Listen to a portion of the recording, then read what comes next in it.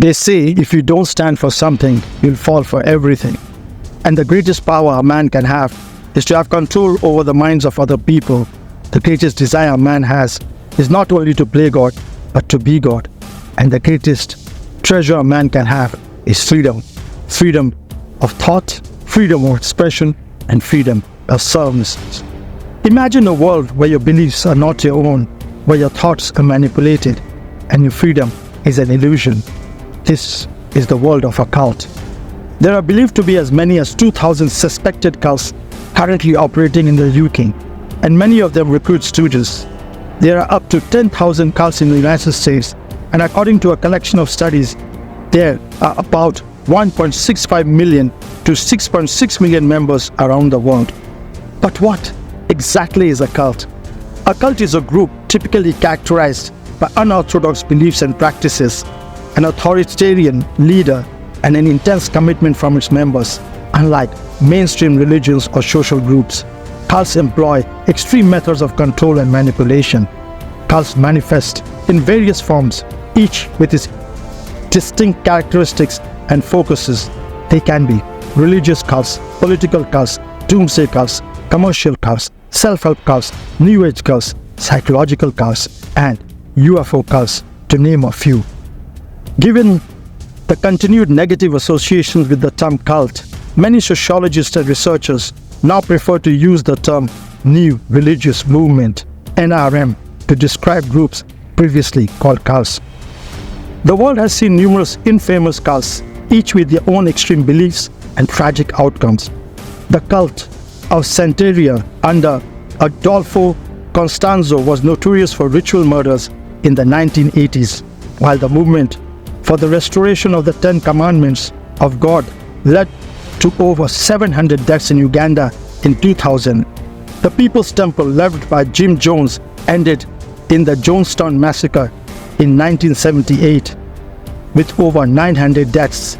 Charles Manson's Manson family committed brutal murders in 1969. The Illuminati, often considered a conspiracy theory, allegedly seeks global control. The Unification Church, founded by Sun Myung Moon, is known for mass weddings and controversial beliefs.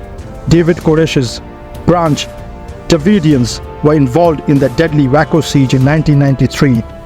Om Shinrikyo conducted the 1995 Tokyo subway sarin attack.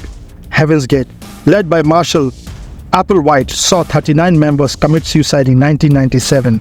Lastly, the Children of God, founded by David Berg, is notorious for alleged child abuse and exploitation. So what are the common characteristics of cults, and how do they impact individuals in society? Cults have several common characteristics, and leadership is key. Cult leaders are often charismatic, demanding absolute obedience. They create a belief system that is unique, extreme, and often apocalyptic. Recruitment techniques such as love bombing, showering new recruits with affection and love, are employed to attract members. Once inside, control mechanisms like isolation from family and friends and psychological manipulations keep members compliant. The impact of cults on their members is profound. Members often experience psychological trauma, losing their sense of identity and autonomy. Families suffer too, as they witness their loved ones being drawn into a world of deception and control. On a broader scale, cults can cause social disruption and even violence, as seen in various tragic incidents throughout history. Cults also have a negative impact on society, as some cults have been shown to evade taxes, violate immigration laws, participate in fraud, and deny the children of cult members an appropriate education. Studies show that 90% or more of cult members eventually leave their groups. However, individuals' psychological distress when they leave their groups is substantial and typically misunderstood by themselves, their families, and helping professionals. Also, the cult survivors experience PTSD at rates of 61.4% in men and 71.3% in women. So how does radicalization take place? Radicalization can be understood as a four-stage process. It begins with pre-radical stage, where an individual joins or identifies with a group or organization. This is followed by the self-identity stage, where the person accepts and believes in the group's views and beliefs. Next is indoctrination. With the individual's commitment to the group's ideology deepens, the final stage is terrorism, where the person takes violent action in support of the group's goals. So how can we identify and prevent the influence of cults? Look for red flags, such as a group's excessive devotion to a charismatic leader, isolation from society, and the use of manipulative tactics to control members. Prevention starts with education and awareness. Teaching critical thinking skills and promoting open communication can help protect individuals from falling prey to these groups. So how can we help ex-cult members?